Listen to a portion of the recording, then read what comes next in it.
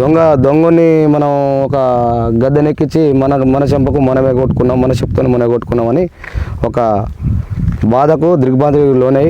కాదన్నా, కేసీఆర్ ఉన్నప్పుడు రైతు బంధు 2 సార్లు ఇచ్చిండుగా, ఇప్పుడు నేను 3 సార్లు ఇస్తా అని చెప్తానుగా. ఇప్పుడు ఈయన ఇచ్చిన వాగ్వాదం ఏంటంటే కేసీఆర్ 5,000 ఇచ్చిండు ఎకరానికి, నేను 7,500 ఇస్తా, ప్రతి ఏటా 15,000 రూపాయలు ఇస్తా ఎకరానికి అని చెప్పి మాటలతోనే మభ్యపెట్టింది తప్ప ఏ ఒక్క రైతుకు ఇప్పుడు 25 నెలల వ్యవధిలో ఒక్కసారి ఆయన ఎలక్షన్ ముందు కేసీఆర్ రిలీజ్ చేసినటువంటి దాన్ని ఈసీకు ఎలక్షన్ కమిషన్ లేఖ రాసి అతనే బంద్ చేయించిండు రేవంత్ రెడ్డి గారు, అదే రిలీజ్ చేసిండు.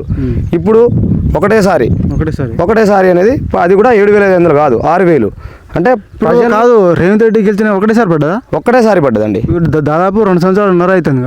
25 నెలల వ్యవధిలో 4 సార్లు పడాలి, 4 దఫాలుగా. ఇప్పుడు వేస్తే 4 దఫాలు. ఒక దఫా అది కేసీఆర్దే, ఈయన వేసింది ఒకటే పడ్డది.